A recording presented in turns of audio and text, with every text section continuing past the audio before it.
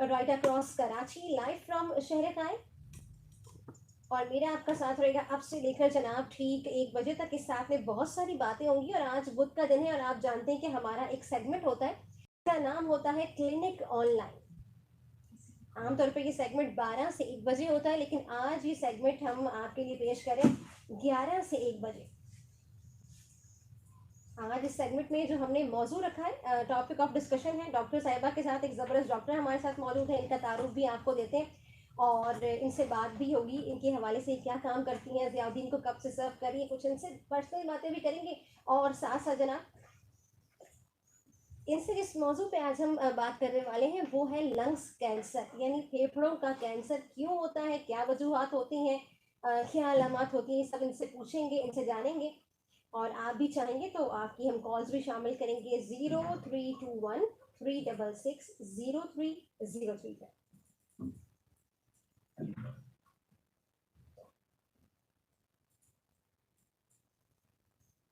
आज हमारे साथ हैं डॉक्टर नादिया जावेद, ये चेस्ट स्पेशलिस्ट है और इसकी एक खास टर्म है, हमेशा मैं उसमें गलती करती हूँ डॉक्टर साहिबा, तो आप बताएं कि उसे क्या कहते हैं स्पेशली मेडिकल टर्म में। अस्सलाम वालेकुम। वालेकुम इसे अस्सलाम। कहते हैं पल्मोनोलॉजी। पर्मनोलॉजी। ओके, जबरदस्त।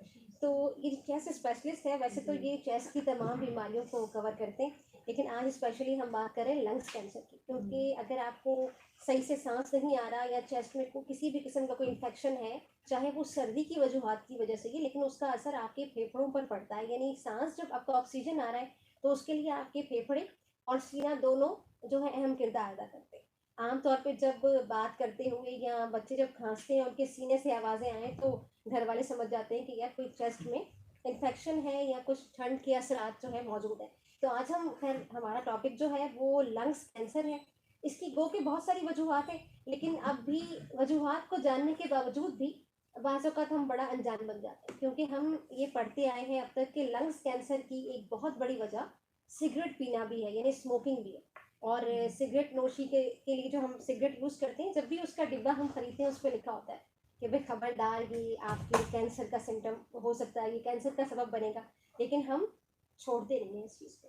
तो सबसे पहले सवाल जो एक पब्लिक के लिए आम है कि कॉमन सिम्टम क्या है अगर किसी को लंग्स कैंसर अब स्टार्ट हो चुका है, तो वो क्या कॉमन सिम्टम्स होंगे, अलामत होंगी जिसको देख के वो समझे कि जी अब मुझे शायद ये मैं लंग्स कैंसर की तरफ जा रहा हूँ। तो सिम्टम्स जो है वो सीने लंग में हो रहा है तो जाहिर है सांस हो सकता है, खांसी हो सकता है, सिर्फ खांसी से ही स्टार्ट हो जी। और हल्की फुल्की खांसी रहना, फिर आप सोचते हैं अच्छा स्मोकर्स को तो कॉफ रहती है तो आप उसको निगलेक्ट कर देते हैं। फिर सांस रहना, वो भी स्मोकर्स को सांस रहता है, जाहिर है उनका लंग डैमेज हो चुका होता है तो वो भी चलता रहता है। लेकिन जब खुदा न खास्ता जब खून आता है अगर बलगम में तो वो एक मेजर साइन हो जाता है, या मुस्तकिल सांस सीने में दर्द रहना, चेस्ट पेन रहना, वो एक सिम्टम है। सांस बहुत ज़्यादा बढ़ जाना या बलगम जो यूजुअल खांसी और बलगम है उस खांसी में चेंज होना, थोड़ा और आगे चला जाता है तो आवाज़ में चेंज होना, वेट लॉस होना, मुस्तकिल बुखार रहना, बार बार नमोनिया होना, ट्रीट नहीं हो पा रहा, नमोनिया दाखिल हो रहे हैं बार बार बार बार जी। तो फिर हमारे पास भी जब आ रहे होते हैं नॉन रिजॉल्विंग नमोनिया के साथ कि नमोनिया ठीक नहीं हो रहा या लंबा चल रहा है, तो फिर हमें भी देखना होता है कि कहीं कैंसर ना हो, फिर हम सीटी वगैरह कराते हैं। अच्छा, किस वक्त जो है एक जैसे अब सर्दी का मौसम आया, बहुत सारे लोगों को साइनस इशू होते हैं सर्दी के मौसम में, जी जी। उनकी खांसी भी बढ़ जाती है, उनको सांस लेने में भी दिक्कत होती है। तो हर ऐसे मसले को हम फौरन ही कब ये हमें लगेगा कि ये अब परेशान को हो चुका है और अब ये कोई सीरियस मामला है, ये भी बताएं सुनने वाले। जो सर्दियों में जो लोगों को हो रहा होता है तो यूजुअली वो कुछ ज़्यादातर लोग वही होते हैं जो हर साल सर्दी में ही ख़राब होते हैं और फिर वो जनरली समर में सही रहते हैं, तो वो मोस्टली एस्मेटिक्स होते हैं या फिर वो स्मोकर्स होते हैं जो पूरे through out the year relatively ठीक रहते हैं और सर्दी में ख़राब होते हैं। तो वही चेंज इन सिम्टम्स को आप उसी तरह से लेते हैं, लेकिन हम जब स्क्रीनिंग के लिए सोचते हैं कैंसर के लिए तो हमारे लिए मेन रिस्क फैक्टर तो ड्यूरेशन ऑफ स्मोकिंग और नंबर ऑफ बैक ईयर्स है और एज है पेशेंट की। तो उसमें हम फिर स्क्रीनिंग कुछ रिकमेंडेशंस हैं स्क्रीनिंग की लंग कैंसर के लिए। तो पाकिस्तान में इतना नहीं वाइडली यूज होता क्योंकि यहाँ प्राइवेटली लोग ज़्यादातर करवा रहे होते हैं। गवर्नमेंट में चलो जो हैं वो करवा लेते हैं जहाँ लगता है कि ये पेशेंट को कैंसर ना हो रहा हो। तो एक लो डोज सीटी की रिकमेंडेशन है जिनके पैकेट ज़्यादा हैं, जिनकी स्मोकिंग हिस्ट्री लंबी है, बहुत ज़्यादा हैवी स्मोकिंग की हिस्ट्री है, तो उसमें 2-3 चीज़ें देखनी होती हैं। टीबी देखना होता है और ये कैंसर के लिए देखना होता है।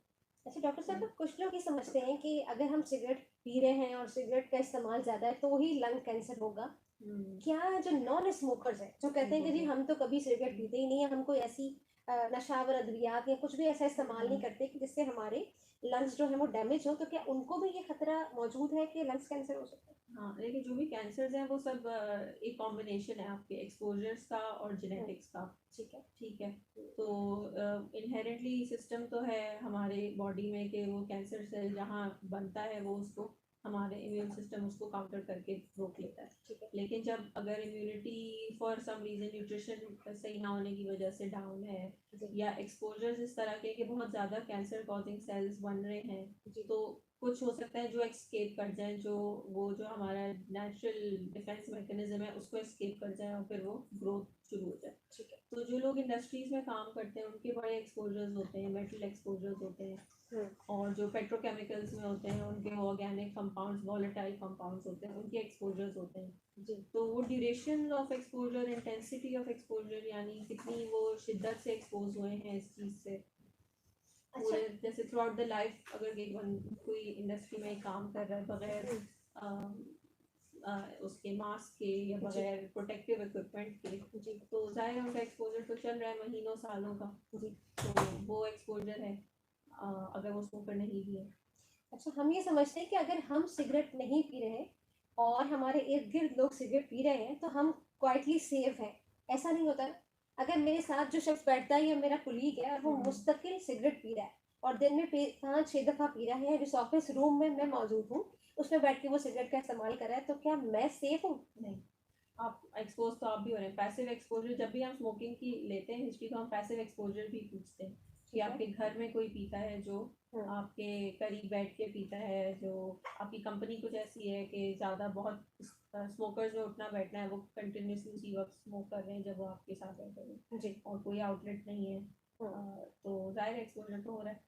और इसी तरह बच्चों को भी इसी तरह मना करते हैं ना कि बड़े बच्चों के सामने आप स्मोकिंग ना करें, घर में स्मोकिंग ना करें।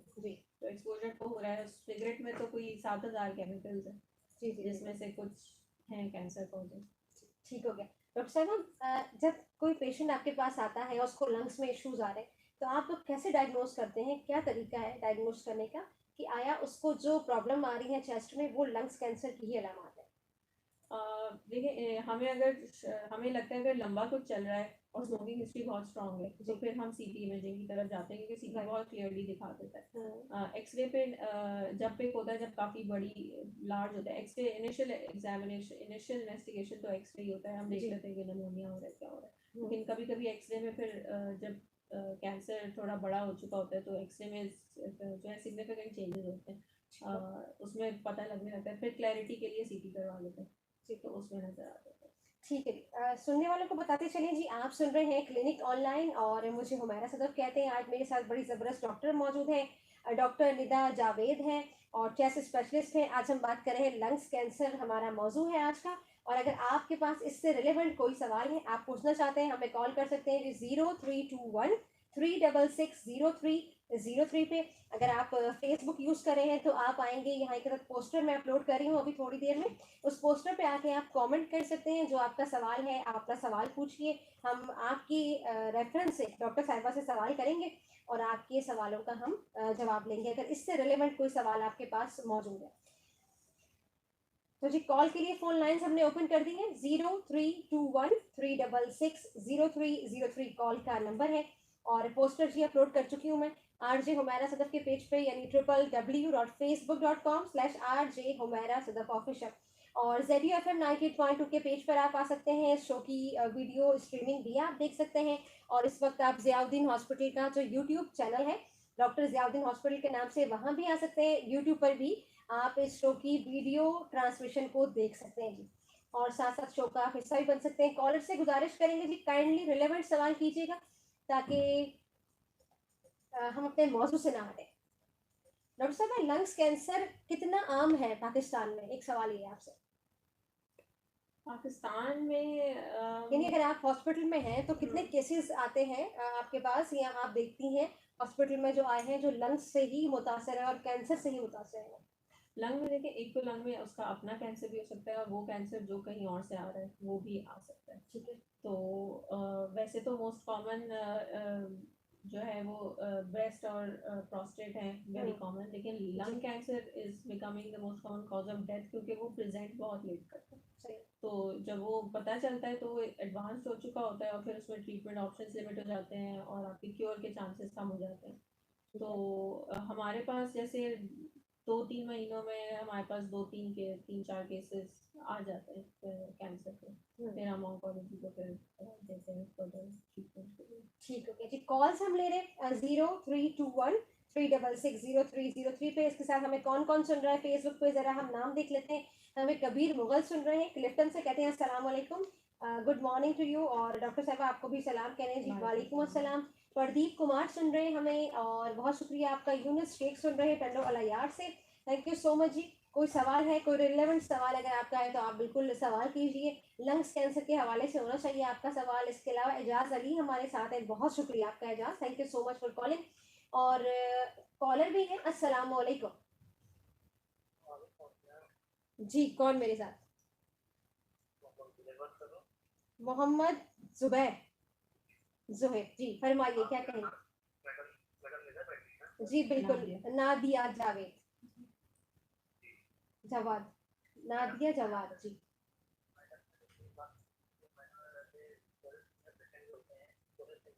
हेडफोन लगा रहे हैं आवाज है।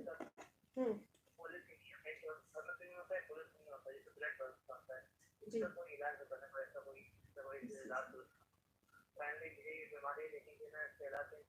अब दोबारा आप बताइए डॉक्टर साहब, आप आपकी आवाज जो क्लियर सुन पाएंगे जी, फरमाइए दोबारा बोलिए।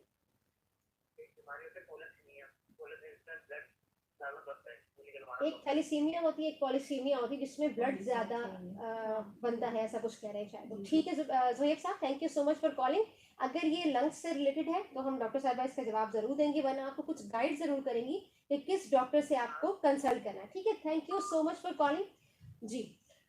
ये कभी लंग डिजीज में भी हो सकता है, लेकिन जो जिनकी ऑक्सीजन कम रह रही थी उनमें ये ज़्यादा हो जाते हैं सेल्स, लेकिन जो मेनली जो ज़्यादा सेल्स हो जाते हैं इसको हीमेटोलॉजी वाले देखते हैं, हीमोंक वाले हीमेटोलॉजिस्ट जो ब्लड डिजीजेस के जो माहिर है ना वो देखते हैं।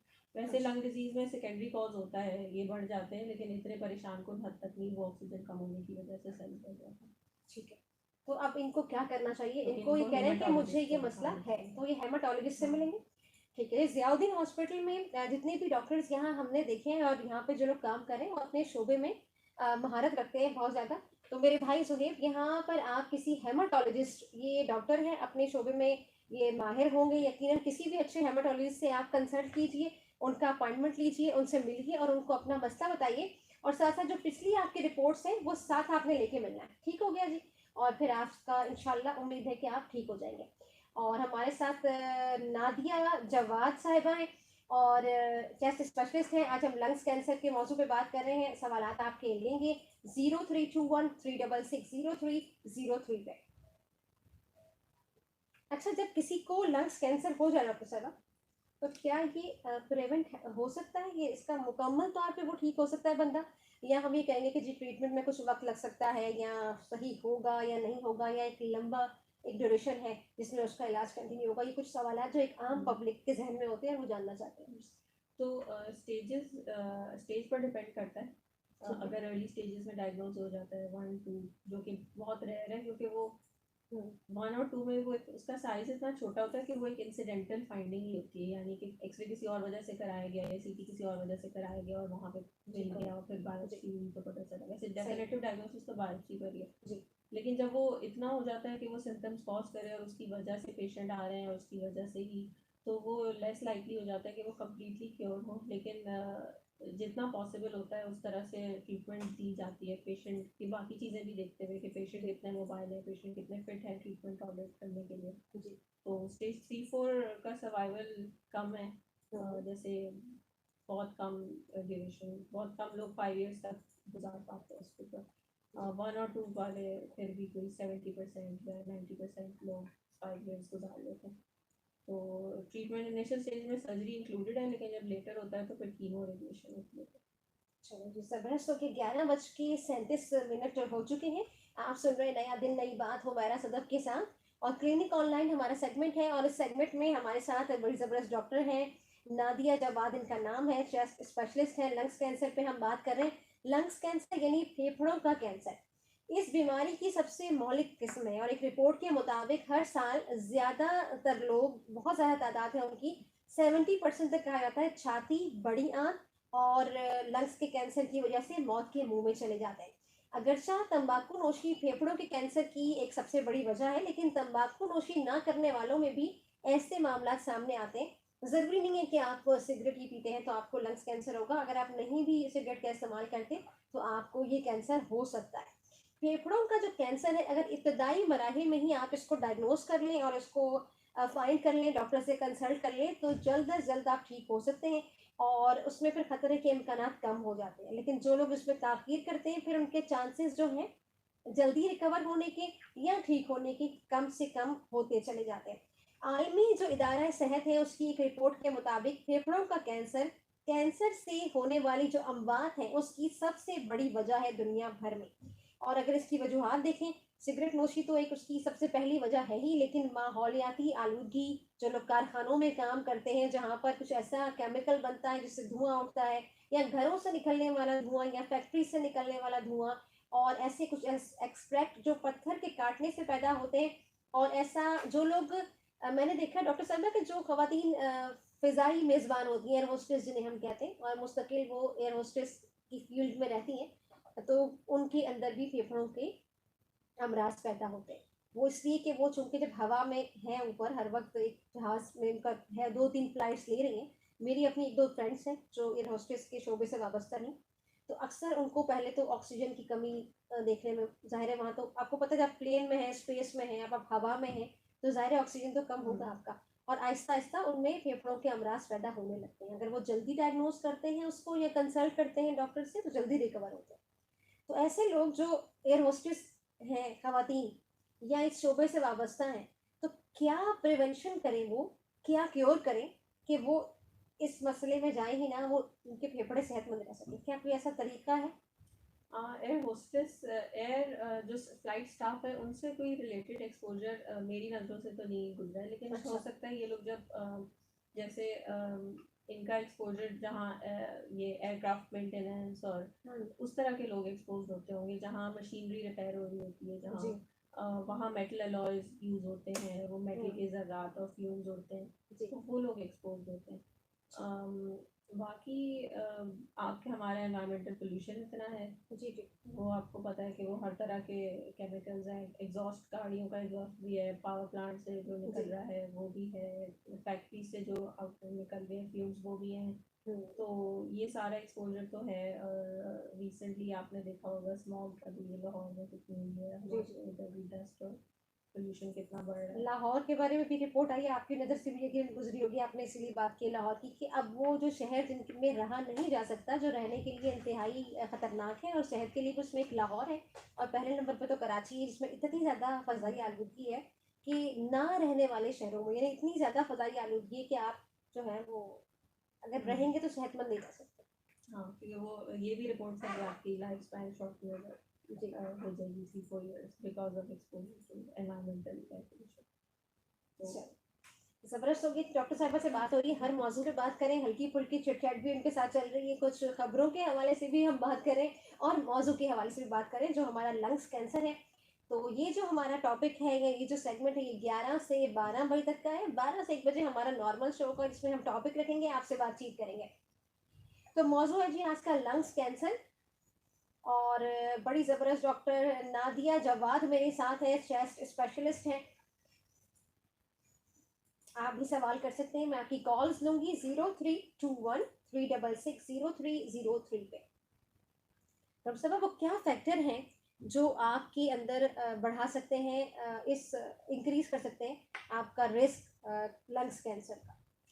ये एक तो एक्सपोजर है जो हम अभी बात कर रहे हैं, स्मोकिंग, और दूसरा एक्सपोजर। दूसरी चीज़ ये कि आपका न्यूट्रिशन कैसा है, न्यूट्रिशनल स्टेट कैसी है, जो कोई किसी एलिमेंट्स की डेफिशिएंसी ना हो, उससे आपका इम्यून सिस्टम पे बूस्ट अप रहता है अगर आपका न्यूट्रिशन अच्छा है। ठीक है, बाकी जो आपकी जनरल लाइफस्टाइल है किसी भी कैंसर के लिए, any kind of for any kind of cancer, आपका लाइफस्टाइल अच्छा होना चाहिए जिसमें एक्सरसाइज भी हो और स्ट्रेस कम हो और आपकी डाइट अच्छी हो। जी, तो ये छोटी छोटी चीज़ें हेल्प आउट करती हैं। आप नेचुरल प्रोडक्ट्स यूज़ करें, ऑर्गेनिक चीज़ें यूज़ करें, कम से कम प्रिजर्वेटिव्स और नाइट्रेट कंपाउंड्स कम यूज़ करें, बारबेक्यू चीज़ें कम खाएं। इस ये वाली क्योंकि वो भी एक एक्सपोजर है। जी बिल्कुल ऐसे ही है। तो ओवरऑल ही हर चीज़ का ख्याल रखना होता है। फिर जेनेटिक्स का भी एक पार्ट होता है, कुछ कैंसर फैमिलीज में भी रन कर रहे होते हैं। जी, तो it's a mix of interaction between genetics और आपके एनवायरनमेंट, और क्योंकि हर स्मोकर को भी कैंसर नहीं हो जाता। स्मोकर्स ये भी कहते हैं ना, उसको तो नहीं हुआ, वो तो करते हैं स्मोकिंग इतने अर्से से, तो ज़रूरी नहीं है कि हो जाए हर एक को, ज़रूरी ये भी नहीं है कि अगर आप नहीं करते तो नहीं। अच्छा, तो क्या ये जेनेटिक होता है लंग्स कैंसर? अगर आपकी, जैसे हम शुगर की बीमारी के बारे में सुनते हैं कि अगर वालिदैन में थी तो बच्चों में प्रिवेंट होगी, अभी नहीं होगी तो 40 साल के बाद होगी, तो 45 प्लस जब हो जाएंगे तो होगी। उनकी अम्मा को शुगर है या फिर पापा को शुगर है तो बच्चे में डेवलप होगी। तो अगर फैमिली में जेनेटिकली किसी को लंग कैंसर है तो क्या ये लाजिम है कि बच्चे में होगा? नहीं नहीं, लंग कैंसर का इतना स्ट्रॉन्ग लिंक नहीं है, लेकिन वो अपनी ही वो नहीं, ट्रांसमिशन नहीं, जिस तरह ब्रेस्ट कैंसर और कोलन कैंसर का डिफाइंड लिंक्स हैं फैमिलीज में होता है, लंग कैंसर का नहीं है। लेकिन जाहिर है जब भी कोई कैंसरस प्रोसेस शुरू होता है तो वो कोई जीन्स ऊपर नीचे हो रही होती है, कोई जीन का फंक्शन खराब हो रहा होता है, कोई जीन ओवर एक्टिव हो रही होती है, तो वो किसी में भी हो सकता है, किसी से भी हो सकता है। अच्छा डॉक्टर साहबा, इसमें कितना रोल है? जैसे अभी मैंने तो बात किया, लेकिन आप ज़्यादा डॉक्टर हैं, आप ज़्यादा बेहतर बताएंगी लोगों को कि अगर जितना जल्दी डिटेक्ट हो जाए, जितना अर्ली डिटेक्शन हो जाए इसकी, तो उसका इलाज उतना ही आसान हो जाता है। क्या ये दुरुस्त है? हाँ, क्योंकि जब वो छोटा होगा ज़ाहिर है सर्जरी पे आप जा सकते हैं। लंग आपका वाइटल ऑर्गन है, जब वो इतना बड़ा एरिया इन्वॉल्व कर लेता है तो वो उसकी सर्जरी करना भी मुश्किल है। फिर वो करीब ही सारे बाकी चीज़ें हैं, नर्व वेसल्स हैं, हार्ट है, तो जितनी उसकी इन्वॉल्वमेंट एक्सटेंसिव होती है तो उतना ही उसको निकालना मुश्किल हो जाता है। इसलिए अर्ली डिटेक्शन, स्मोकर्स को अपने आप को जल्दी वैल्यूएट करा लेना चाहिए। जैसे किसी कोई स्मोकर, जैसे जो लोग रह चुके हैं पहले स्मोकर, जैसे कहते हैं ना हमने छोड़ दिया, पहले हम करते थे लेकिन अब हम नहीं कर रहे। हाँ, पहले करते थे तो होता फिर ये कि एवरी ईयर रिस्क कम होता जाता है, लेकिन साइड इफेक्ट तो उसके रहते हैं ना। हाँ, आफ्टर तो बाकी चीज़ें आपकी जल्दी इंप्रूवमेंट आ जाती है, जैसे ब्लड प्रेशर्स में, सांस में, इसमें 1-2 महीने में इंप्रूवमेंट आ जाती है। लेकिन जो कैंसर का रिस्क है इट रिमेन्स एलिवेटेड, यानी 8-10 साल के बाद कोई जाके रिस्क हाफ होता है। 10 साल नॉन स्मोकिंग ना की हो फिर जाके रिस्क जो है वो हाफ हो जाता है। अच्छा, इतना वो है, तो इतना थोड़ा इट टेक्स सम टाइम। अच्छा, ज़ियाउद्दीन हॉस्पिटल में सुनने वालों को हम भी चाहेंगे बताएं, और आप कॉल भी कर सकते हैं हमें 0321 366 0303 पे। क्या सर्विसेज हैं जो अवेलेबल हैं एक तो लंग कैंसर पेशेंट के लिए और उनकी फैमिलीज के लिए? क्योंकि ज़ाहिर है जब एक पेशेंट किसी भी मसले से दो चार होता है या किसी तकलीफ में होता है तो उसकी फैमिली भी उसके साथ तकलीफ में होती है, चाहे वो कोई भी बीमारी हो, ना सिर्फ लंग्स कैंसर बल्कि किसी भी किस्म का कैंसर या बीमारी। तो क्या सर्विसेज हैं जो ज़ियाउद्दीन हॉस्पिटल प्रोवाइड करता है उनकी फैमिलीज को के लिए भी और उनके लिए? देखें, डायग्नोसिस के बाद तो treatment options, oncology services and oncologist से आप डिस्कस करते हैं। फिर ऑन्कोलॉजी जो है वो सर्जरी के साथ बैठ के, और अगर लंग का है तो हमारे साथ मिलके डिसाइड करते हैं कि किस ट्रीटमेंट ऑप्शन पे जाना है। राइट। और जनरली फिर जो पेशेंट्स ट्रीटमेंट पर होते हैं उनको उनकी परफॉर्मेंस और उनकी फिजिकल भी बेहतरी करनी होती है, फिजिकली उनकी सेहत को इम्प्रूव अच्छा रखना होता है। तो न्यूट्रिशन सर्विसेज है, रिहैबिलिटेशन सर्विसेज है जी। डायग्नोसिस के लिए आपके सीटी स्कैनिंग है, पेट है, बायोप्सीज हो रही हैं जी। ब्रोंको अगर लंग का होता है तो हम ब्रोंकोस्कोपिक बायोप्सी करते हैं फिर, और या सीटी गाइडेड करते हैं जी। तो बायोप्सी सर्विसेज आपके डायग्नोसिस के लिए, ट्रीटमेंट के लिए जो ड्रग्स हैं अवेलेबल, कीमोथेरेपी है, सर्जरी है, और जो पेशेंट्स जैसे तरह किसी और रीजंस की वजह से वो इतने फिजिकली एक्टिव नहीं होते, तो वो चीज़ इम्प्रूव करने के लिए रिहैबिलिटेशन भी फेस करते हैं। तो वहाँ वो थोड़ा जब फिजिकली एक्टिव होते हैं तो वो ज़्यादा चांसेस होते हैं कि वो अच्छा टॉलरेट कर लेंगे ट्रीटमेंट को। डॉक्टर साहब कुछ लोग हमें सुन रहे हैं, मोहम्मद रज़ाक साहब सुन रहे हैं और कहते हैं बड़ा अच्छा अंदाज है, अच्छा शो है, खुश रहें, शाद आबाद रहें, बहुत शुक्रिया। सलाम किया आपने, वालेकुम अस्सलाम। ज़मीर संजरानी साहब हैं और वो भी सलाम करें, वालेकुम अस्सलाम। एहतशाम आफरीदी हमारे साथ है, बहुत शुक्रिया भाई आपका हमारे साथ है। रिलेवेंट सवाल भी कर देते तो क्या बात थी। तो चलिए एक कॉलर है, उम्मीद है कोई सवाल होगा इनके पास। अस्सलाम वालेकुम। जी हेलो। खामोश कॉलर है। अच्छा खामोशी। आपको पता है डॉक्टर साहबा कि पुरानी फिल्मों में जब रिश्ते आया करते थे और खवातीन खामोश रहती थी तो उसका मतलब हाँ समझा जाता है। लेकिन हमारे कॉलर्स को ये कौन समझाएगा कि खामोशी का मतलब हम नहीं समझते। तो भाई कॉल करें तो कुछ बोले। और वरना इस तरह होता है कि प्रोग्राम में डिस्ट्रक्शन होती है और खासकर जब डॉक्टर साहिबान होते हैं तो बड़ा इनके पास कीमती वक्त होता है, इतना कीमती कि आपकी सोच है। अभी इनकी ओपीडी भी इनका क्लिनिक है और अभी इन्होंने बहुत सारे पेशेंट देखने हैं 12 से 1 बजे, तो जो इतना 15 मिनट हमारे पास है हम जितना अच्छा यूटिलाइज कर सकें उसको उतना ही अच्छा है। अच्छा डॉक्टर साहब, तो क्या लंग कैंसर हो गया किसी को तो क्या ये अदर पार्ट ऑफ बॉडीज में यानी बॉडी के अदर पार्ट्स में ट्रांसफर हो सकता है? जैसे कुछ ब्रेस्ट कैंसर के बारे में तो कहा जाता है कि अब ब्रेस्ट कैंसर है खातून को और अगर उसने जल्दी उसको डायग्नोज नहीं किया तो वो बॉडी में कहीं और प्रिवेंट हो जाएगा या कहीं और जा सकता है, तो क्या लंग्स कैंसर में ऐसा जी होता है? जी। तो एक टाइप होती है काफ़ी अग्रेसिव, जो पता ही जब चलता है तो वो फैला हुआ होता है। एक इसकी एक हिस्टोलॉजिक सब टाइप है, स्मॉल सेल जिसे कहते हैं। जी तो वो पता ही यूजुअली जब चलता है जब वो थोड़ा होता है, फैल चुका होता है। जी दूसरे जो है वो वही थोड़ा आगे देर से फैलते हैं लेकिन फैल जाते हैं। जैसे लिवर में जा सकता है, बोन जी में, ब्रेन में, हम्म, और उसकी उसी एरिया में लोकल स्प्रेड हो जाता है। जैसे चेस्ट वॉल इन्वॉल्व कर लेता है तो उससे पेन शुरू हो जाता है, या कॉर्ड के पास जो नर्व्स हैं वो इन्वॉल्व कर लेता है तो वो पेन और वीकनेस, हाथों में सिम्टम्स। जी तो इस तरह की चीज़ें जहाँ वो इन्वॉल्व करता है ना उस तरह के सिम्टम्स शुरू हो जाते हैं। ठीक हो गया जी। कॉल लेंगे हम 0321 366 0303 रिलेवेंट कॉल करेंगे तो ज़्यादा अच्छा होगा। और कॉल करें, कोई रिलेवेंट सवाल होना चाहिए। लंग्स कैंसर हमारा टॉपिक है, इस मौजू पे आके आप कोई भी सवाल कर सकते हैं। डॉक्टर नादिया जवाद मेरे साथ हैं, चेस्ट स्पेशलिस्ट हैं, ज़ियाउद्दीन हॉस्पिटल को सर्व कर रही हैं काफ़ी लंबे अरसे से और बड़ी ज़बरदस्त डॉक्टर हैं। अस्सलाम वालेकुम। हेलो। थोड़ा सा अगर आप ऊंचा बोलेंगे तो आपकी आवाज़ प्रॉपर मैं सुन पाऊंगी। जी वालेकुम अस्सलाम। जी अल्हम्दुलिल्लाह। नाम बताइएगा मेरे भाई। आपकी आवाज़ इतनी कम आ रही है कि मुझे इंतहाई मुश्किल हो रही है। डॉक्टर साहब कुछ समझ में आया आपको कौन कौन बात कर रहे थे और कहाँ से बात कर रहे थे? अच्छा पहली बारी बात कर रहे थे तो इसलिए शायद आप इतना कंफ्यूज है। ज़रा पहले आराम सुकून से रिलैक्स हो जाए फिर कॉल करें। अगर कोई रिलेवेंट मसला है तो कॉल करें, सिर्फ मुझसे बात करने के लिए नहीं करनी कॉल। अच्छा। और इसके अलावा जो है आपसे डॉक्टर साहब बताना है कि स्मोकिंग की हमने गो के बाद काफ़ी कर ली है, लेकिन ये सवाल क्योंकि मेरे पास मौजूद है कि क्या रोल है स्मोकिंग का लंग्स कैंसर को बढ़ाने में या डेवलप करने में आपकी बॉडी के अंदर, कितना बड़ा रोल है? देखिए, जो हमें 2-3 टाइप्स हैं तो उनमें सारे टाइप्स में ना, जितने भी टाइप्स हैं 70% स्मोकर्स होते हैं। ठीक है। एक सब टाइप है जिसमें नॉन स्मोकर्स भी होते हैं, बट मोस्ट एक पेशेंट्स सेकंड होल्ड कीजिएगा। जी ज़्यादातर पेशेंट्स स्मोकर्स निकल रहे होते हैं, जो किसी भी सब टाइप के। डॉक्टर साहब एक कॉल ले रहे हैं फिर हम अपनी गुफ्तगू करते हैं कंटिन्यू। अस्सलाम वालेकुम जी। वालेकुम अस्सलाम, मोहम्मद जई गुलशन अली से याद कर रहा हूँ। जी जई साहब कैसे हैं आप, ठीक हैं? अल्हम्दुलिल्लाह। डॉक्टर साहब से एक सवाल है।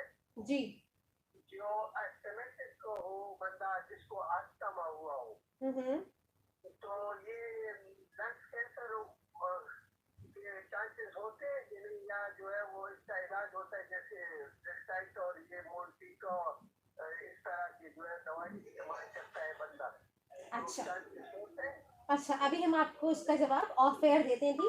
और अगर इसी तरह मोहम्मद जई साहब की तरह कोई रिलेवेंट सवाल आपका भी है तो आप कॉल कर सकते हैं 0321 366 0303 डॉक्टर साहब अच्छा सवाल किया, लेकिन कुछ दवाओं के नाम मैंने लिए जो कि हम नहीं लेते, और यार हम तो परहेज ही करते हैं कि हम, क्योंकि ब्रांडेड हमारा स्पॉन्सर शो नहीं है, किसी ब्रांड का नाम नहीं लेते। ये कह रहे हैं अगर एस्थमा है और वो मेडिसिन ले रहा है, तो क्या उन मेडिसिन से कुछ उन्होंने नाम भी लिए, क्या लंग्स कैंसर हो सकता है? या अगर तभी अरसे तक किसी भी पेशेंट को एस्थमा रहेगा तो क्या उसको हो सकता है? एस्मा देखें, एक तो सांस की बीमारी को सारे पेशेंट्स एस्मा ही कह रहे होते हैं। तो अगर वो सांस की बीमारी स्मोकिंग की वजह से है तो उस स्मोकिंग की वजह से हो सकता है कैंसर। लेकिन जी। अगर सिर्फ किसी को दमा है जो स्मोकिंग रिलेटेड नहीं है, जो सांस की बीमारी होती है जिसे दमा कहते हैं, तो उसका कोई डायरेक्ट ताल्लुक नहीं है कैंसर होने से। जी।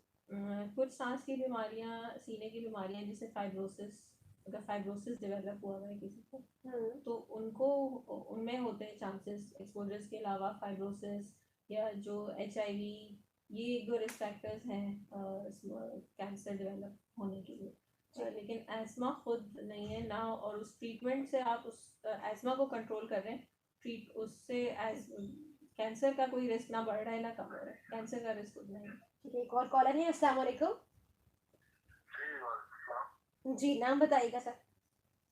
जी मैं सुहेल बात कर रहा था। सोहेल साहब, कहाँ से कॉल कर रहे हैं आप? मैं फिलहाल ड्राइव कर रहा था, गुलशन से बात कर रहा हूँ। क्या जी जी, फरमाइए, कोई सवाल आपका? जी मैं एक्चुअली ये पूछना चाह रहा था कि मैं एक स्मोकर हूँ, एक से बचा कैजुअली, तो लाइक 4-5 स्मोक्स पर डे कर लेता हूँ। तो अगर मैं अपने लंग्स को रीचेक करना चाहूँ उनकी हेल्थ के हवाले से, तो क्या मुझे करना चाहिए? क्या इसको अपने डॉक्टर को जाके क्या चेकअप में कराऊँ कि मैं अपनी लंग्स की हेल्थ को जो है वो चेक कर सकूँ कि कैसे हैं, कैसे? चलिए, कितने सालों से आप कितने सालों से स्मोकिंग कर रहे हैं, पहले ये बता दें। तकरीबन 10 years, और अभी आपकी एज क्या है, if you don't mind? it's around 40. ठीक है, अभी हम आपका जवाब लेते हैं ऑफ एयर। ठीक है सर, बहुत शुक्रिया सोहेल साहब, thank you so much for calling. Sohail साहब थे, जब तक ये दोबारा अपना रेडियो ट्यून इन करके थोड़ा सा हम वक्त देते हैं इनको, तो हम डॉक्टर साहिबा का इंट्रोडक्शन एक बार फिर करवा देते हैं। हमारे साथ नादिया जवाद साहिबा है, पहले भी आ चुकी है शो में, बड़ा ज़बरदस्त शो हुआ था पहले भी हमारा। चेस्ट स्पेशलिस्ट है, पिछली बार हमने चेस्ट की डिजीजेस जो है वो डिस्कस की थी। आज हम लंग्स कैंसर पे कर रहे हैं बात, और बड़ा क्रूशल मौजू है। सिर्फ सोहेल साहब ने, डॉक्टर साहिबा, हमारे पाकिस्तान में मतलब शायद ही कोई 5% होगा बंदा जो नहीं स्मोकिंग करता होगा, जो मुस्तकिल चेन स्मोकर नहीं भी, जैसे इनको 10 years हो गए। ऐसे भी हैं कि जो दोस्तों यारों के साथ जब बैठते हैं ना वीकेंड्स पे, क्या चले डिनर, चलो यार आज एक सिगरेट पी लें, क्योंकि बाकी दोस्त पी रहे हैं तो वो मैं क्यों रह जाऊँ पीछे। तो पीते तो वो लोग भी हैं, सिगरेट स्मोकिंग करते हैं। तब आप बताइए कि क्या करना चाहिए इनको। मुझे ख्याल आ गया इनको अपनी हेल्थ का, ये अच्छी बात है हमारा शो सुन के, तो इससे अच्छी बात और क्या। इनका स्मोकिंग एक्सपोजर अगर इतना ही है, जैसे 5-6 cigarettes per day for 10 years, तो थोड़ा बहुत अब इनके सिम्टम्स पर है कि इनको सिम्टम्स कुछ होते हैं या नहीं होते, तो अपने लंग हेल्थ देखने के लिए स्पायरोमेट्री करवा सकते हैं। लंग फंक्शन का एक टेस्ट है स्पायरोमेट्री। हाँ, PFTs में इसका एक पार्ट है, यानी पल्मोनरी फंक्शन टेस्ट का एक पार्ट है स्पायरोमेट्री। वो करवा सकते हैं to see the kind of damage कैसा है, लंग फंक्शन कैसा है। वो करवा सकते हैं। हमारे पास हो रहा है जियाउद्दीन में, और दूसरे सेंटर्स पे भी, अदर हॉस्पिटल पे भी हो रहा होगा। अगर लंग कैंसर के हवाले से देखना चाह रहे हैं तो फिर आप लो डोज CT हम स्क्रीन एडवाइस करते हैं उन पेशेंट्स को जिनकी स्मोकिंग हिस्ट्री इससे ज़्यादा है और एज ग्रुप भी 55-50 प्लस है। तो अब डिपेंड्स, क्योंकि यहाँ हमारे यहाँ सब फ्री है और सब कुछ गवर्नमेंट स्पॉन्सर्ड नहीं है, तो पेशेंट अपने मर्जी से भी करवा सकते हैं, कह के रिक्वेस्ट करके कि मुझे कराना है, तो हम लिख देते हैं उनको लो डोज CT स्कैन करवा सकते हैं। अच्छा, जियाउद्दीन में तो कम ही होता है ऐसा। कुछ अर्से पहले मुझे एक टेस्ट करवाना था, तो मैं जब आई थी उन्होंने कहा नहीं, किसी डॉक्टर की रिकमेंडेशन होगी, तो फिर यानी किसी डॉक्टर से आपने लिखवाना। जैसे इंटरनेशनली तो होता है ना कि वो वैसे ये अच्छी बात है। आपका गवर्नमेंट स्पॉन्सर्ड है हेल्थ केयर, तो जाहिर है गवर्नमेंट देख के स्पेंड करती है कि कहाँ स्पेंडिंग करनी है। अब 30 साल 20 years के बंदे को तो आप कैंसर के लिए स्क्रीन नहीं करेंगे ना, तो उनकी रिकमेंडेशन ये होती है कि 55 प्लस हो, स्मोकिंग हिस्ट्री बहुत स्ट्रॉन्ग हो, यानी 25-30 years हो, तब आप एवरी ईयर स्क्रीन करें। जिस बंदे की स्मोकिंग हिस्ट्री बहुत स्ट्रॉन्ग है, यानी कि 30 साल तक एक पैकेट पिया है रोज, ये हिस्ट्री हो, और आपकी एज 55-60 प्लस हो, तो ऐसे लोगों को, जो चेन स्मोकर्स होते हैं ना, they should get CT scans every year. तो वो लो डोज सीटी करवाया जाता है जिसमें रेडिएशन एक्सपोजर कम होता है, 4 5 5 6 टाइम्स उसका रेडिएशन एक्सपोजर कम होता है। और तो सब जो स्क्रीनिंग्स होती हैं जिसको हम स्क्रीनिंग कहते हैं, जैसे हाँ। कि लिवर की भी स्क्रीनिंग होती है, अगर लिवर का कोई मर्ज हमने हम्म। पकड़ना है या डायग्नोज करना है, तो क्या लंग्स की स्क्रीनिंग भी होती ये मैं है? स्क्रीनिंग स्क्रीनिंग को ही सीटी कहते हैं। सीटी लो डोज सीटी स्कैन करा जाता है, एलडीसीटी कहते हैं, for the LDCT, purpose okay. Of lung cancer screening. यानी वो छोटा कुछ छोटी ये जो कैंसर रिलेटेड अगर कोई फाइंडिंग है ना तो वो पिक करेगा, रेडिएशन डोज कम होता है। और सर वैसे ये सिगरेट जो लोग पीते हैं जितनी जल्दी अगर ये छोड़ दें उतना ही अच्छा है, क्योंकि हाँ। मैंने ऐसे बहुत सारे केसेस देखे। इवन मेरी अपनी फैमिली, मेरे अपने मामू जो हैं वो सिगरेट एक वक्त बहुत पीते थे, फिर उन्होंने तो स्मोकिंग हम छोड़ कर दी, देते हैं, हाँ। लेकिन उनके बाद उनके लंग के अंदर एक सिस्ट बन गई, जो कि पहले तो पता नहीं चला कि वो सिस्ट किस चीज़ की, बिल्कुल बारीक से धागे की तरह वो स्कैनिंग में आती थी, उसको इतना वो नहीं किया गया, बाद में वो फैलता गया, वो था एक्चुअली कैंसर और पता नहीं चला, और फिर वो पूरे फेफड़े को सारा वो फैल गया और वो बाकी ऑर्गन्स में भी गया और काफ़ी फिर वो सारे उसी से उनका इंतकाल भी हुआ। तो लिहाजा के बाद में जब आपने एक छोटी सी थोड़ी देर की खुशी जो स्मोकिंग है, अगर आपको कोई भी लुत्फ दे रही है, वो मज़ा दे रही है, उसने जब बाद में आपके हेल्थ के इश्यूज करने हैं और आपने हॉस्पिटलों के चक्कर लगाने हैं और आपने दवाइयाँ खानी है, अच्छा। तो छोड़ क्यों ना हाँ, दिया जाए लोग इसको? छोड़ना चाह रहे होते हैं but it's addictive, it's an Yes. Addiction. तो वो निकोटीन जो उसमें वो एडिक्टिव सब्सटेंस है, जी। वो चाहते हैं छोड़ना बट वो छोड़ नहीं पा रहे होते।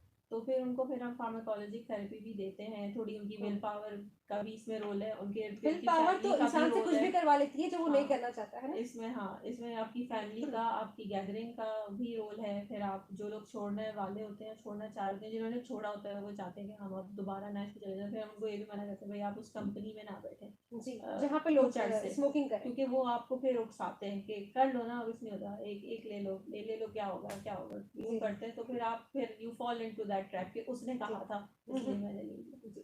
तो इसलिए सबका ही इसमें रोल होता है। अच्छा, और जो दोस्त आपके स्मोकिंग नहीं कर रहे होते हैं आप उनको फ्री में भी ऑफर करते हैं, और जब फ्री में कुछ मिल रहा हो तो वैसे ही हम पाकिस्तानी कहते हैं कि चलो, अब वो चाहे जहरी क्यों ना हो, हम कहते हैं कि मतलब हेल्थ के लिए वो जहरी क्यों ना हम ट्राई कर लेते हैं कि बड़े यार तो चलो। फिर भी चलो ट्राई करते हैं, जो बच्चों को आदत पड़ जाती है फिर वो ट्राई में वो पक्के आदी हो जाते हैं फिर। बिल्कुल ऐसे ही। डॉक्टर साहब जबर डिस्कशन चल रही है, 11:59 हो गए, 11:59 है, और कुछ सवाल और मैं फ्रिक्वेंटली आपसे करूंगी।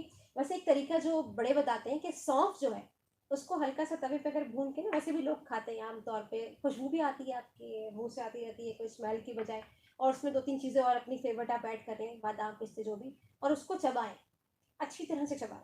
और जब चबाते हैं उसके बाद जब सिगरेट पीते हैं तो सिगरेट का टेस्ट ऐसा लगता है कि अजीब ही लगता है, वो टेस्ट नहीं आता, वो फ्लेवर नहीं आता, और आहिस्ता आहिस्ता उसकी आदत छूट जाती है।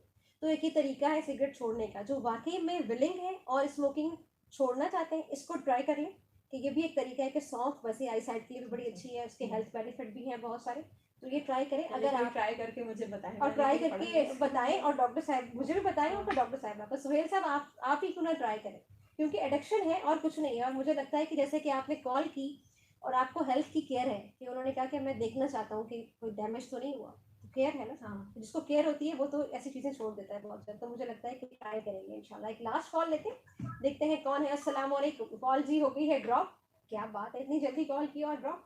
अच्छा चले, कॉल मेरा ख्याल है मजीद नहीं लेते, बल्कि हम बात करते ज़ियाउद्दीन में क्या स्क्रीनिंग्स अवेलेबल है, अगर कोई पेशेंट भी आता है किसी वक्त भी और कहता है कि जी मुझे स्क्रीनिंग करानी है बिकॉज मैं ये चाह रहा हूँ, तो पहले वो डॉक्टर से रिकमेंडेशन लेगा, उसके बाद वो करेगी। जी।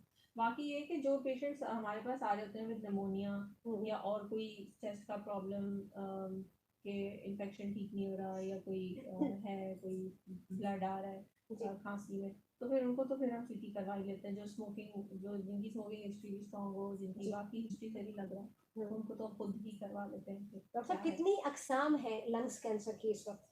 ब्रॉडली स्पीकिंग 2 टाइप्स में हम क्लासिफाई करते हैं, नॉन स्मॉल सेल और स्मॉल सेल। तो non small cell is the major chunk, और जो तकरीबन 80% केसेस यही होते हैं। तो नॉन स्मॉल सेल में भी 2 टाइप्स हैं, एक ज़्यादा स्ट्रांगली स्मोकिंग से लिंक है और एक कम।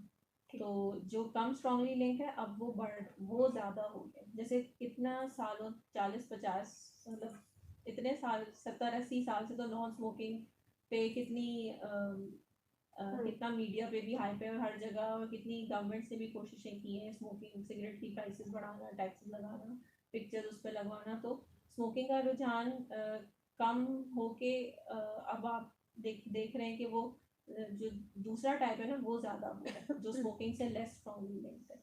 वसीम दाऊद साहब सुन रहे हैं डॉक्टर साहबा, वो कह रहे हैं कि डॉक्टर साहबा किसी को अगर कैंसर हो जाए लंग्स में, अगर वो चेकअप नहीं करवाता तो उसको कैसे पता चलेगा? उसको पता चलेगा जब उसको सिम्टम्स होंगे, अलामात symptoms होंगी, भी जब वो उसकी वाले सांस बंद होगी। सिम्टम्स पे वो ज़रूरी नहीं कि खून आए बलगम में, वेट लॉस और दूसरे, अच्छा ये वाले ये जो लंग कैंसर है इससे इस तरह के भी सिम्टम्स आते हैं जो लोकल सिम्टम्स के अलावा ये कुछ केमिकल्स ऐसे सिक्रीट करता है जो बाकी बॉडी पे भी सिम्टम्स आते हैं। तो ब्रेन रिलेटेड सिम्टम्स भी हो सकते हैं जी और कुछ कैल्शियम बढ़ना और इस किस्म की चीज़ें भी हो सकती हैं। जी सुनपन होना, या वो चेस्ट वॉल इन्वॉल्व कर लेता है तो चेस्ट में पेन, हाथ में वीकनेस, और बॉडी पेन की भी देखी गई है चीजें कुछ ऐसी कि बॉडी पेन होता है, आपके जिस्म नेक में दर्द पेन, होता है। शोल्डर में पेन होना, या जहाँ वो इन्वॉल्व कर रहा है ना वो सिम्टम्स होंगे। और कुछ हार्मोनल उसकी कुछ सिक्रीशन होती है, कुछ प्रोटीन्स वो सिक्रीट करता है जी तो उससे इवन कुछ लोगों को ब्रेन रिलेटेड सिम्टम्स जिस तरह सीजर्स भी और पर्सनैलिटी चेंजेस, चीज़ें भूलना, इस किस्म की चीज़ें भी हो सकती हैं। अच्छा, और लंग्स जब मुकम्मल मुतासिर हो जाते हैं तो खांसी की एक शदीद वो कहते हैं दौरे की शक्ल में जो खांसी हो ना, वो भी इस अलामात में शामिल है। दौरे की तरह खांसी किसी में भी हो सकती है, बहुत अच्छा सारी चीज़ों में हो सकती है। अच्छा, तो तो it's जरूरी not नहीं है specific, कैसे। मतलब एक इम्पॉर्टेंट चीज़ है आवाज़ ख़राब होना, जी आवाज़ चले जाना, आवाज़ मोटी हो जाना, जी अम, बहुत वेट लूज करना, जी भूख कम लगना हम्म। और वेट गिरते जाना। अच्छा, नॉर्मली जो हम पढ़ते हैं मेडिकल में कि इसकी 4 स्टेजेस होती है, अगर फेफड़ों का आपको हाँ, कैंसर हो हाँ। गया तो कौन सी स्टेज में पेशेंट जब राब्ता कर लेता है तो ये जल्दी डेथ हो जाता है और जल्दी क्योर हो जाता है? 1 और 2। 1 और 2। तो इसका मतलब है कि जो अफराद सिगरेट नोशी करते हैं, तो आज के प्रोग्राम के तवज्जुह से हम उनको मैसेज देंगे कि बाय द टाइम, यानी जल्दी जल्दी अपना स्क्रीनिंग करवाया करें, क्योंकि आप स्मोकर हैं और आप किसी भी मसले से दो चार हो सकते हैं, और आप किसी बड़े मसले से बचें, इसलिए स्क्रीनिंग होती रहनी चाहिए फेफड़ों की, और हर साल होनी चाहिए। हर साल की है रिकमेंडेशन। और किस एज के बाद हर साल होनी चाहिए?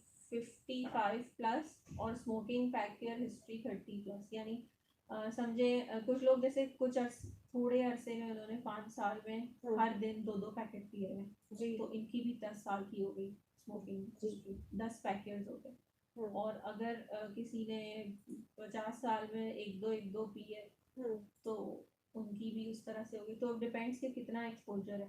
तो जो है चेन एक्सपोजर से एक पैकेट पिया है 10-12 साल 15 साल, जी तो उन्हें करानी चाहिए स्क्रीनिंग। डॉक्टर साहब, अब जो नई रिसर्च आ रही है मेडिकल साइंस में, आखिरी सवाल है, तो लंग्स कैंसर के ऊपर कितनी रिसर्च हुई है, क्या क्या नए ट्रीटमेंट आए हैं, और कीमो के अलावा कोई ट्रीटमेंट है? क्योंकि लोग समझते हैं ना कैंसर हो गया है कहीं बॉडी में, वो लंग्स है या कोई भी बॉडी पार्ट है, तो उसका इलाज अब कीमो ही है, इसके अलावा कोई इलाज नहीं है। तो कीमो के अलावा भी थेरेपीज हैं, कोई और ट्रीटमेंट्स हैं, कुछ बताइएगा। कीमोथेरेपी और रेडिएशन होती है, लेकिन कीमोथेरेपी में इटसेल्फ कीमो आप लोग तो एज मतलब केमिकल एक आप थेरेप्यूटिक एजेंट दे रहे हैं, ठीक है। एक वो जो खास कीमोथेरेपी की सेल्स किल करने वाली वो वाली जो बड़े साइड इफेक्ट्स भी देती है। एक दूसरे तरह की थेरेपी आई है इम्यूनोथेरेपी, तो वो अवेलेबल एक ड्रग लाइसेंस हो गया है पाकिस्तान में, but it's very expensive, but वो लंग कैंसर पेशेंट्स रिस्पॉन्ड करते हैं उस पर। जी तो वो दिया जा रहा है, यहाँ पे भी हमारे ऑन्कोलॉजिस्ट दे रहे हैं। तो वो डिपेंड करता है पेशेंट की बायोप्सी टाइप ना, बायोप्सी जब करते हैं तो उस पर कुछ हम टेस्ट रन करते हैं, उसमें जो उसमें टाइप आ रही होती है तो उससे हम डिसाइड करते हैं कि ये पेशेंट कितना अच्छा उस ट्रीटमेंट पे रिस्पॉन्ड करेगा। अगर वो चीज़ आ जाती है उसमें, वो एक म्यूटेशन देख रहे होते हैं जी, तो वो म्यूटेशन अगर आ जाती है तो हम फिर ऑन्कोलॉजिस्ट पे वो वाला देते हैं ड्रग। अब्बास जट साहब सुन रहे हैं, कह रहे हैं lovely show and great information about cancer, thank you so much जी, बहुत शुक्रिया डॉक्टर साहिबा, आपका कमाल है। और आमिर बब्बर साहब हैं, सलाम दिया उन्होंने, हमदुल्ला मला के लाहौर से साथ रहे। और आमिर बब्बर ने लिखा है कि सिगरेट नोशी जहां सेहत के लिए नुकसानदेह है, वहां पर माशी तौर पे भी नुकसान हो रहा है लोगों का। इस महंगाई के दौर में लोग पैसे अपनी फैमिली और बच्चों पर खर्च करने के बजाय जो एडिक्टिव होते हैं, एडिक्शन है जिन्हें, वो अपने सिगरेट नोशी पर खर्च करते हैं। ये बिल्कुल दुरुस्त आपने कहा। तो आज हमने बात की जी लंग्स कैंसर पे, उसके ट्रीटमेंट पे, उसके इलाज पे, और कोई सवाल अगर आपका रिलेवेंट होता तो हम ज़रूर शामिल करते। कॉल्स कुछ आई, लेकिन चूँकि वो हमें आवाज़ नहीं आई प्रॉपर तो हम कॉल शामिल नहीं कर सके। आज हमारे साथ डॉक्टर नादिया जावेद थी। तो पता ये चला कि अगर आपको साँस की किल्लत हो रही है, एक मुस्तकिल खाँसी है जो काफ़ी अरसे तक रह रही है, साँस लेने के दौरान खून में कभी थूक आ रहा है या बलगम में थूक आ रहा है, सीने में दर्द होता है हँसते हुए, खाँसते हुए, साँस लेने के दौरान, या आवाज़ में तब्दीली आती है या सीने से आवाज़ें आ रही हैं जो कि सर्दी की अलामत भी गो के हो सकती है। लेकिन अगर वो बढ़ चुकी है और वज़न में आपके गैर मामूली कमी हो रही है, भूख में कमी हो रही है, आपको थकावट है, बार-बार आपको सर दर्द होता है, बार-बार साँस के इन्फेक्शन होते हैं और नमूनिया होता है, हड्डियों में दर्द होता है, ख़ास तौर पर पसलियों में दर्द होता है, निगलने में दुश्वारी होती है और सम टाइम इसके एक अलामात में ये भी है कि चेहरे, गर्दन या बाजुओं में आपके स्वेलिंग हो सकती है। तो अगर इनमें से कोई भी अलामत आपको महसूस होती है, अगर आपने चेकअप नहीं करवाया तो पहली फुर्सत में आपको डॉक्टर से कंसल्ट करना चाहिए। आप डॉक्टर नादिया जावेद से भी कंसल्ट कर सकते हैं। ज़ियाउद्दीन में हम इनसे पूछ लेते हैं आपके लिए कि कब ओपीडी करती हैं ज़ियाउद्दीन में। तो डॉक्टर साहबा। मैं मंडे, वेंसडे, थर्सडे, फ्राइडे 4 दिन अवेलेबल हूँ मॉर्निंग आवर्स में। क्लिफ्टन ज़ियाउद्दीन में? जी जी। और वेंसडे को 12 to 2 है और दूसरे दिन 1 सिटिंग 1 PM to 3। ठीक है, तकरीबन पूरा हफ्ता ही तकरीबन अवेलेबल है, 4 हाँ, दिन 4 और दिन। 4 दिन मोर देन इनफ। आप कॉल कर सकते हैं ज़ियाउद्दीन हॉस्पिटल में, इनका अपॉइंटमेंट ले सकते हैं और राब्ता कर सकते हैं और साथ-साथ आप इनसे मिल सकते हैं अगर आपको किसी भी किस्म की अलामत है। और जो लोग अपनी सेहत से कुछ चाहते हैं, सेहत को ठीक रखना, उनको चाहिए कि अपनी स्क्रीनिंग कराएँ। जो सिगरेट नोशी करते हैं, चेन स्मोकर्स हैं 30 के बाद, और डॉक्टर साहिबा ने कहा कि जो नहीं करते वो 50 के बाद। डॉक्टर साहिबा, आप प्रोग्राम में तशरीफ़ लाई, बड़ा ज़बरदस्त इन्फॉर्मेटिव हमारा टॉपिक रहा आज का और बड़ी अच्छी गुफ्तगू हुई। बहुत अच्छा लगा आपसे बात करके। मुझे बुलाने के लिए शुक्रिया। आपका वक्त देने का बहुत शुक्रिया। Meeting आपकी ओपीडी भी you. अभी आपने जाके पेशेंट्स भी देखने। बहुत बहुत शुक्रिया आपका आने का और बहुत खुश रहें। इंशाल्लाह आइंदा भी मुलाकात आपसे होगी। और लिसनर्स से कहिएगा अच्छा सा ट्रैक एक सुने, वापस आते हैं इस ट्रैक के बाद, फिर हम मज़ीद बातें आपसे करेंगे। आप सुन रहे हैं जी ZUFM 98.2, मुझे हुमैरा सदफ कहते हैं। दूसरे घंटे में आते हैं, फिर करते हैं टॉपिक पर बातचीत।